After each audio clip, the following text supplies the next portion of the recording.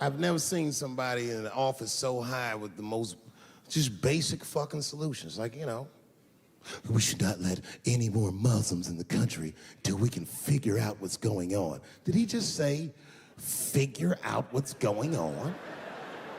Who doesn't know how to do basic math? Let's count it out, okay? There's been 17 mass shootings in the United States. 4 of them were done by Muslims. None of those 4 Muslims were from any of the 7 countries in your stupid-ass original band.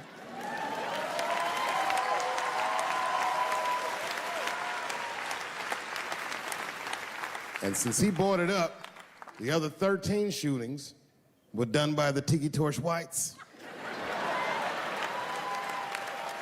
These are facts. And you don't see me trying to ban white people from the show to keep the rest of the audience safe. It's a fucking terrible idea because it's mean and it's racist, and most importantly, it would be catastrophic to my bottom line. If there were no white people here tonight, I might leave this bitch with $1,800. This man needs to realize that we all need each other. And that's why we will never, ever be able to beat China. Because everybody in America is racist, and everybody in China is Chinese. This motherfucker called it all wrong. And don't believe the media either, because as all this shit is happening, the media is trying to make us believe that the extremities amongst us are the norms. We can disagree, that's fine. And most of us are keeping a cool head about this shit. You know what I mean? Americans generally respect one another's beliefs, even if they don't share those beliefs. I know I do. I respect everybody's beliefs, except Amish people. Because they are the only ones that I can say clearly their God is wrong. The speed limit is 75 miles an hour in Ohio, and 1 lane of traffic is blocked by a goddamn horse and buggy. Nigga, your God is ridiculous. All the Amish people around my way know me too. Not from television, obviously. They know me from the streets. Because when I see them horse and buggies, I'll pull the Porsche over and talk to them. Ezekiel, are you sure that God doesn't want you to have any of this technology or this energy? Huh? Huh? I can't hear you, nigga. Let me turn this air conditioner off. What did you say? And them niggas be like, get away from me, ye. Ye tried to tempt me like the devil. Devil? Nah, bro, I'm trying to put you on to the game, Zeke. It's a big world out here, nigga. I just went 25 miles in 30 minutes. That's a day's journey for you. You don't even know what the weather's gonna be tomorrow, do you? I do. You don't even know that there's a valuable Pokemon right on your shoulder. Beep, ta-ta. Then I drive away. Huh? Oh, my vape pen? You want to hit my vape pen? Oh, sorry, nigga, I'm trying not to get herpes. My bad. I've been playing cat and mouse with herpes for 30 years now, buddy. Every night I go to the club, I'll be like, not tonight, herpes. No disrespect, I'm not saying you have herpes, I'm just saying 1 out of 5 people do. So let's just all be careful around this motherfucker and make sure that we leave with the lips we came with.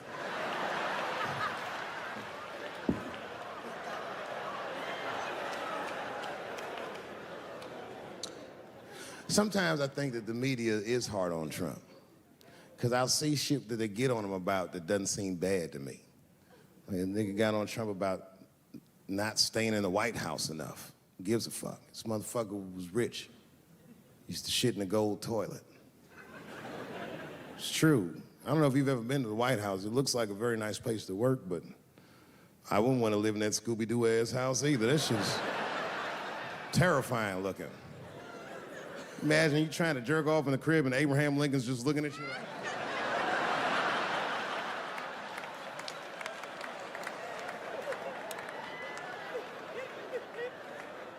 Shit, Bush didn't stay there either. He was rich too. He was like, fuck that, I'm going to my ranch in Texas. Obama was the first motherfucker to move into the White House like, this is a nice place. Look at this rug.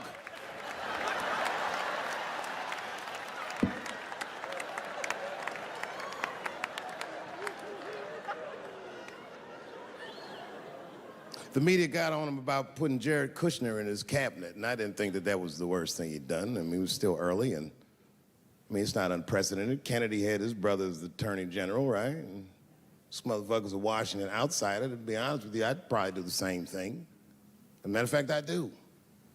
You think I go to a Hollywood meeting with all them white folks by myself? I bring my nigga Mac Mittens from the streets. I don't even know his real name. Everybody just calls him Mac Mittens.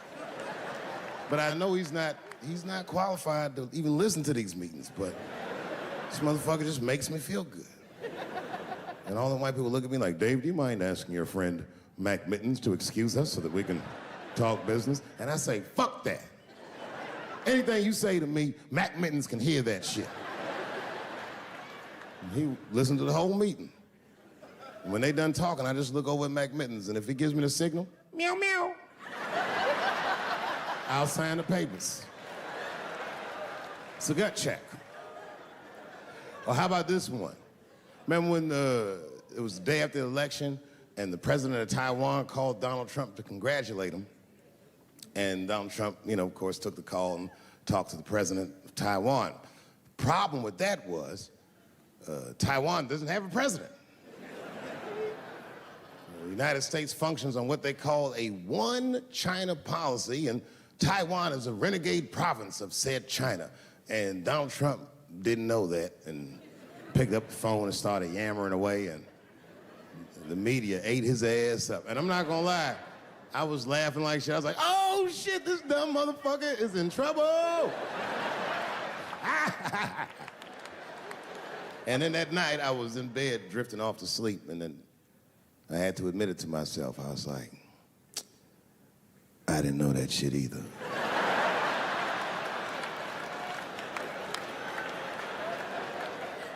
And then I realized the media got the story wrong.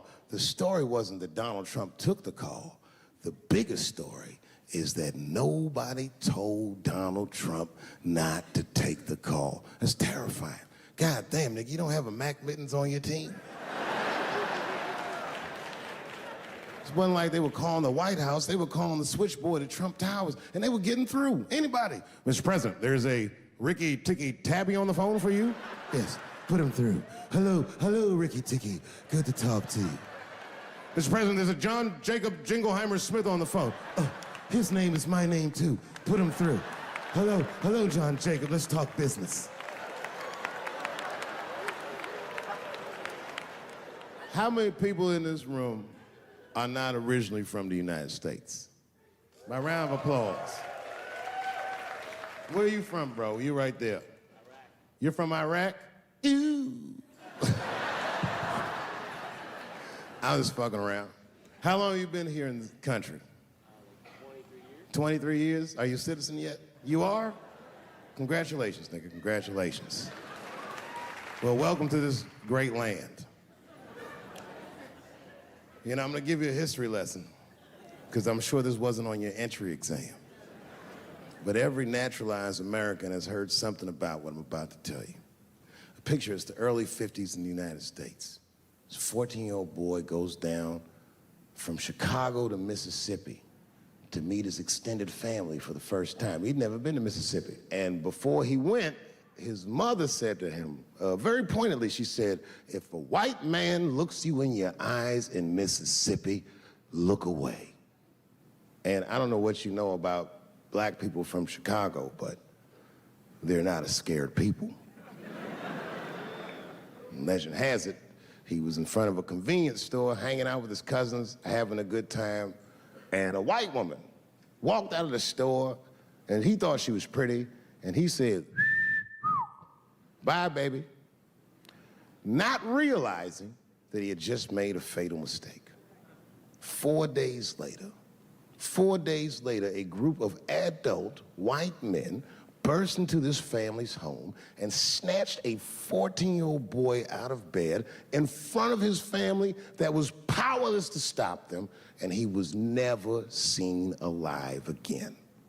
His name was Emmett Till. They found his body maybe a few days later. It was in a creek, tied to a wheel so it would sink, horribly beaten and bloated. Hideous. And lucky for everybody in America, his mother was a fucking gangster. She was.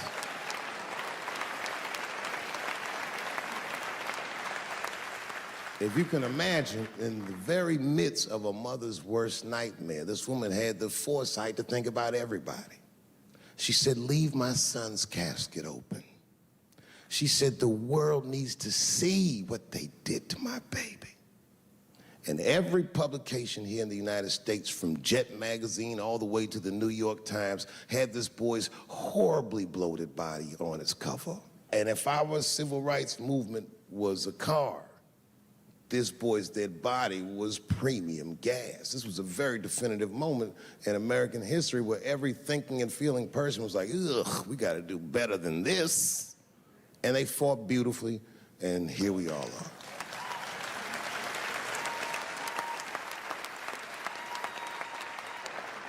And the reason that I bring that up tonight and why it's relevant now is because less than a year ago, the woman that he allegedly whistled at admitted on her deathbed that she lied in her court testimony. And you can imagine when we read that shit, we was like, ooh, you lying ass bitch. Was furious. But that was my initial reaction. And initial reactions that we all learned as we get older are often wrong or more often incomplete. They call this phenomenon standing too close to an elephant. The analogy being that if you stand too close to an elephant, you can't see the elephant. All you see is its penis-like skin. You gotta step back and give it a better look. And on stepping back and thinking about it for a few moments, I realized that it must have been very difficult for this woman to tell a truth that heinous about herself at any point in her life, even the very end. And I was grateful that she had the courage to tell it before she left this world, because it's an important truth and we needed to know. And I said to myself, well, thank you for telling the truth, you lying ass bitch.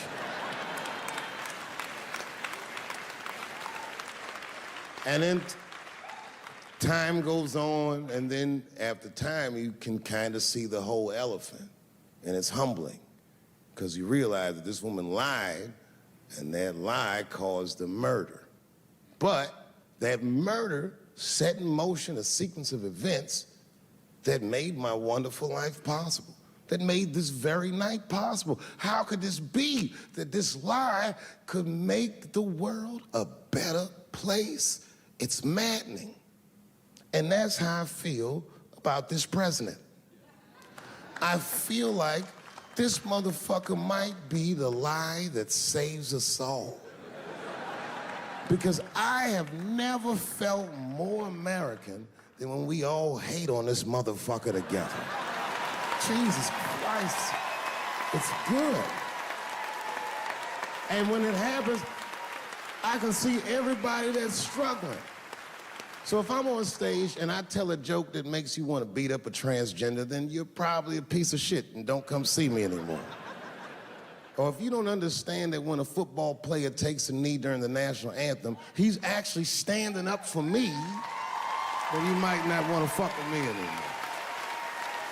But I swear, no matter how bad it gets, you're my countrymen, and I know for a fact that I'm determined to work shit out with y'all. And if that woman that said that heinous lie was alive today, I would thank her for lying. And then I would kick her in the pussy. Thank you very much, Washington, D.C.